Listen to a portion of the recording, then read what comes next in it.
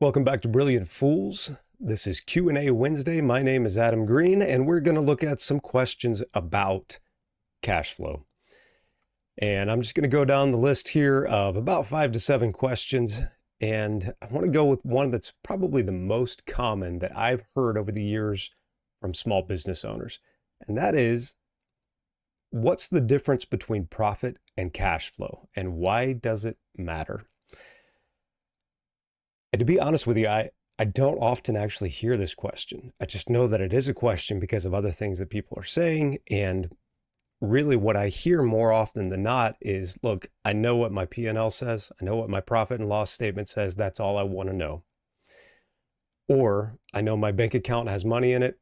I'm good to go. I don't need to know more than that. I'm good to go. That can be the case. It can be. Yeah. But your profit and loss statement is not reflective of all your cash flow.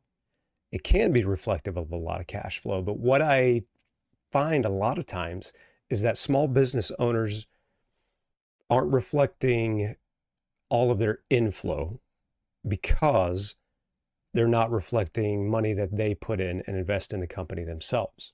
So they may see money in the bank, but not understand they put money in themselves, or they've taken out a loan to get money into the bank. And that may not be reflected on the profit and loss statement, because money that comes out as a loan or that comes out as an investment in the company is not going to show up on that P&L. It's not income. It's not revenues that you've gone out and earned, or interest that you've earned, or anything like that. Same thing on the expenses side. All your outflows are not reflected necessarily on that profit and loss statement. You've got a lot of expenses. Most expenses are there. Pretty much most everything is there, is what I would say. However, something that's not there is loan payments. If you've paid on loans, just in the way that the revenue from that, or the inflow from that, is not reflected on the profit and loss statement, the outflow, not expense, but the outflow of that is not reflected on a profit and loss statement either. So you're not getting that when you're looking at the profit and loss statement. Also, if you're taking draws out of the company or distributions to yourself as an owner, that's not reflected on the profit and loss statement either. That's part of that profit, that net profit number. That's what you get to pull out, essentially. It's not quite as simple as that, but it does work kind of that way. And this is why I think the next question comes up so often, because the answer to the first question is not understood, or that even knowing to ask that first question is not understood. And that is, why do I feel cash poor even when my business looks profitable on paper? Most commonly, I've seen it goes into one of those two areas. So even though you are profitable on paper, you're taking a lot of money out of the business for personal expenses. So either that's because you're paying yourself on distributions and draws, or it's because you're actually paying personal expenses out of the business that can't go on your profit and loss statement. So it's not going to be reflected in that bottom line number that you see. Why else would you feel cash poor? Because you've got these big loan payments that you're making that are also not reflected on that profit and loss statement. Only the interest is going to be taken as an expense on that statement and go into your bottom line profit. So you can have no money in the bank at all, large debts, but still actually show a pretty good sizable profit on your profit and loss statement, and not be able to pay for it when it comes tax time. Also, I've seen that so many times with small business owners. So don't get caught in that trap.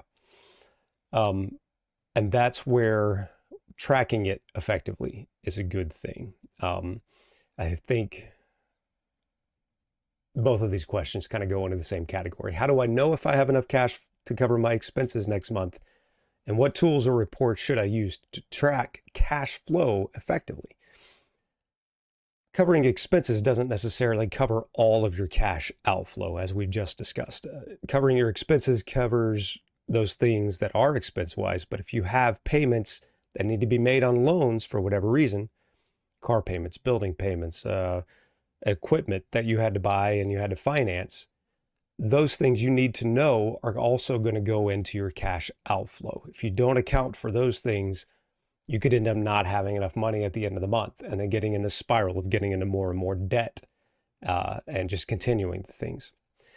So what tools should you use? Some kind of good bookkeeping software. If you're going to do it yourself, better yet, offload that onto somebody like me, and let's do a very intentional bookkeeping. Let's do a very intentional tracking of what it is you need to track. Because things like this aren't going to come up in your profit and loss that you'll get from your bookkeeper, maybe monthly even, and you still may not know the whole story. You'll be able to see, okay, now I can cover all of my expenses, I'm good to go. But if you really want to make sure you cover all of your outflow, make sure that you get with your bookkeeper and they understand you need to know all of that for the entire month. And the reports you should use, a cash flow statement is good, but there's going to be certain things on there that affect it that don't really say or don't really show you if you have enough cash to cover things. In other words, it's going to be affected by things like depreciation. And depreciation doesn't really come into a cash flow for the next month kind of situation. You're not actually paying that cash out. More often than not, it's either a reflection of cash you've already paid out or a loan that you're paying on. And so you need to actually know, what's the loan payment that I need to pay on next month? What's the credit card statement payment that I need to make? What is the payroll that I need to make sure I can cover? What are the taxes that are going to come up? Because taxes, if you account for it throughout the year, you can plan for it really well. Month to month, you can plan for what your taxes are going to be. But if you only do it once a year, when tax time rolls around, you may end up with this huge chunk of income tax that you didn't know was going to be there, and you haven't planned for it accordingly. So there's a lot that can go into it, and tracking it well. A lot of that, your traditional financial statement reports, financial reports, they can tell a lot of the story, most of the story, almost all the story. In some cases, maybe all the story. Very particular. It's rare that I've ever seen it happen that way. But get intentional with whoever you're working with, whoever your accountant is, your CPA, your bookkeeper, whoever that is. What's another question here? And that goes into predicting future cash flow. There are ways that you can do that. There are forecasting models. QuickBooks is getting better and better about that.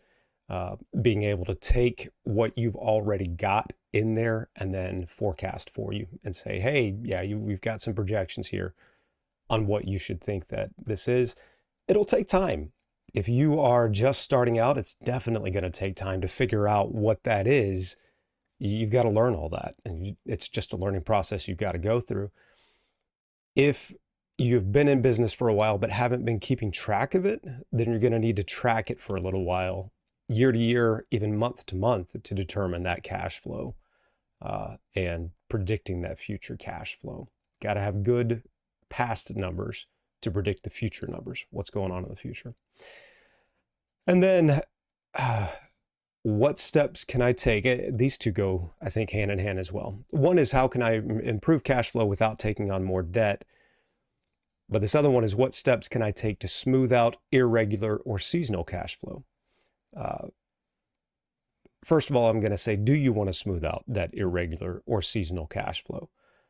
If you're a mall Santa, embrace it. Work hard those few months out of the year and rake in everything you can, and then take some time off and enjoy the time off that you've got. Hooray. If you are a tax accountant, you actually can smooth out a lot of that. You still have deadlines you have to work with, but you can smooth out a lot of that. You can do subscription-based services. In fact, I think most of the time, if you're in a service business, you can smooth out a lot of things by subscription-based services. People paying regularly, monthly. If you're only an as-needed service business, then that's fine too. I mean, there's absolutely nothing wrong with that. You just have to understand that you may be more seasonal in that regard. And it may not be a bad thing. So the first thing is ask, is it good or is it bad? But then improving cash flow without taking on more debt. And one of the reasons, or one of the areas that I think this relates to that other question is if you're a farmer, it is very common for farmers to take out that debt, have the debt, knowing that when the crop comes in, that's when they're going to have their inflow, and then pay off the debt and then maybe go back into that cycle again. The best way to improve that is to just force yourself to keep taking less debt, to live on less than you have. That's primarily the best way to improve that. That's the easiest way. If that's not possible, or that's causing you way too much stress, or you're not covering living expenses, I've seen that happen a lot too, look and see if you're charging enough. Honestly, make sure your work is super high quality as you can make it for what it is that you're giving, and for what it is that you're charging, but then make sure you're actually charging enough for what you're providing to people, whether it's a high quality service or a high quality product. Yeah, just make sure you're getting paid for that in the right way. And it's one of those questions that is great to ask is, one, how can I increase quality without even having to increase prices? How can I give people more for less is a great thing, because then you can increase volume. And if you can figure that out, if you can automate some things, if you can automate some of your quality assurance, that's a great thing too. And make that more smooth. And there's tons of tools out there that'll help you do that. If you can do that, then you're on your way to improving that cash flow and being able to get out of debt. Sometimes some debt is fine. It's fine to take out. If you have a $100,000 piece of equipment that you have to get, like a CNC machine that's going to do what you want it to do to produce the pieces that you want, but the demand is there for the pieces that you can't meet otherwise, take out the debt.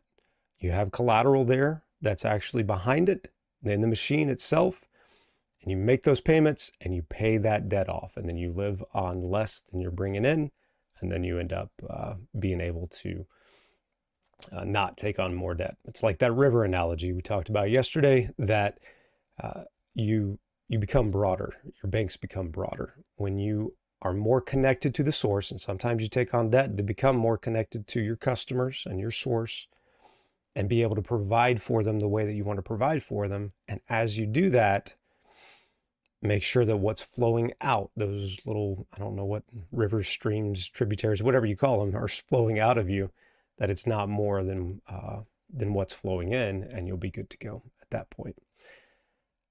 But most of that's staying connected to the source. So I think all of that's plenty for today, and hopefully giving you some things to think about and consider. I am available. If you want to talk, just reach out and let me know. And I would love to hear from you. I'd love to chat with you and love to go into more detail on these things. And until next time, thanks.